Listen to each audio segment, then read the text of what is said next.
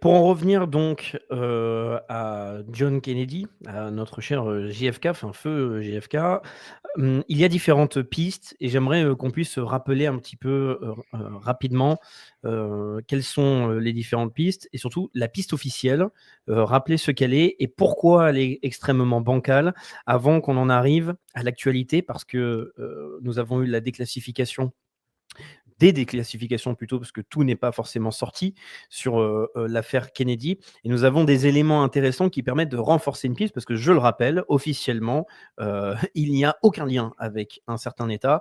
Et nous sommes sur la piste normalement à respecter de l'homme isolé. Et la piste de la CIA représente comme hautement complotiste.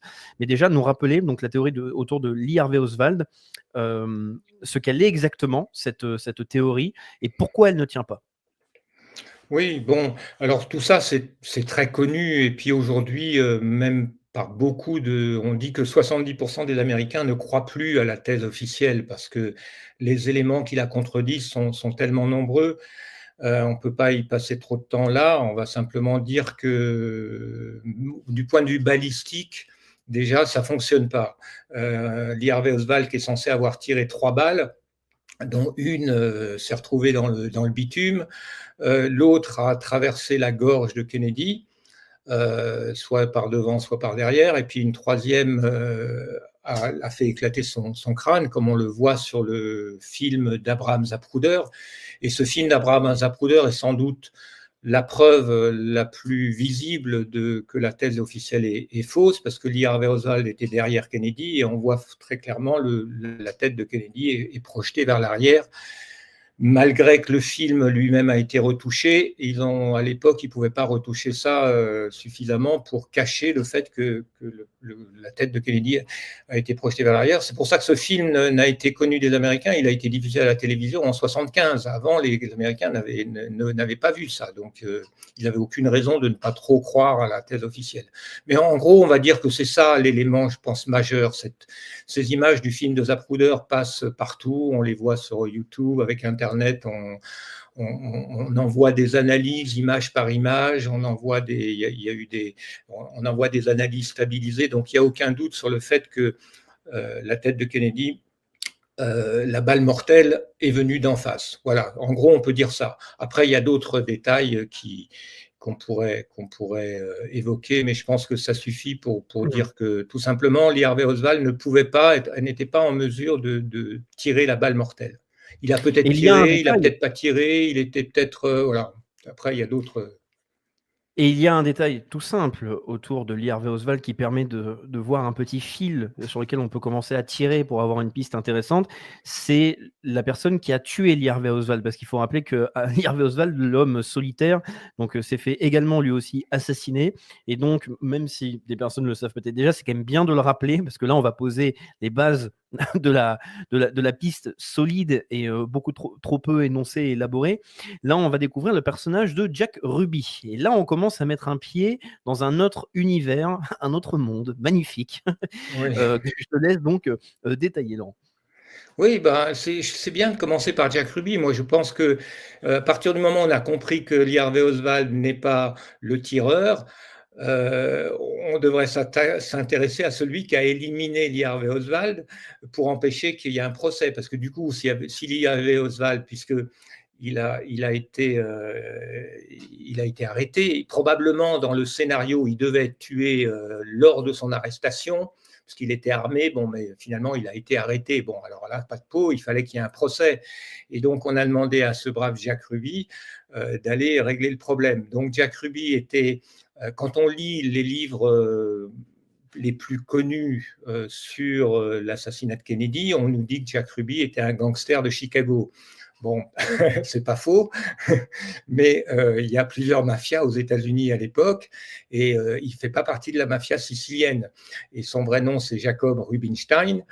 Et il fait partie de la mafia juive, qui est en fait aujourd'hui, c'est quelque chose aussi qui a été beaucoup camouflé en partie par Hollywood. Hollywood a mis en première ligne, dans les premiers rôles, la mafia italienne, mais en fait, les spécialistes de la mafia savent bien que la mafia sicilienne s'est associée avec la mafia juive, mais la mafia juive était quand même plus dominante, avec Meyer Lansky, qui était considéré comme le parrain, le chef du crime, du syndicat du crime. Le fameux Murder Incorporated, ce fameux gang spécialisé dans les assassinats, était 100% juif, avec des gangsters comme Mickey Cohen, qui était le mentor de Jack Ruby. Donc Jack Ruby faisait partie de cette mafia juive. Et ce qui est très intéressant à savoir, c'est que cette mafia juive était très liée à Israël et a été en particulier très impliquée, Mickey Cohen le dit ouvertement dans ses mémoires, il s'en vante, très impliquée dans le trafic d'armes au profit d'Israël, pour la Haganah. La Haganah, c'était l'armée, avant la formation de l'État d'Israël, c'était l'armée secrète, enfin, pas clandestine, mais enfin, l'armée de lutte d'Israël, donc qui était armée de manière clandestine par des trafics d'armes, de recyclage des armes de la Seconde Guerre mondiale, etc. Donc, Jack Ruby était impliqué dans ce trafic. Donc, on sait que la veille ou quelques jours, oui, je crois que la veille du jour où il a tué Lee Harvey Oswald, il a téléphoné à un certain Al Gruber, qui faisait partie de ce milieu, qui était un contact de Mickey Cohen, etc. Donc voilà, Jack Ruby, c'est Israël, voilà. Il n'y a pas de doute, c'est l'Irgun, si vous voulez. C'est le crime organisé de la mafia juive qui est la branche criminelle de l'Irgun, qui elle-même est la branche terroriste de l'État d'Israël. Il y a un autre point intéressant à noter sur la fin de Jack Ruby, c'est que lui aussi disparaît plutôt rapidement, même si c'est 3 ans après l'assassinat. Son procès dure à peine 2 heures. Il est rapidement jugé donc, comme coupable, condamné normalement à la peine de mort, mais je crois que c'est à la chaise électrique, si je ne me trompe pas, initialement.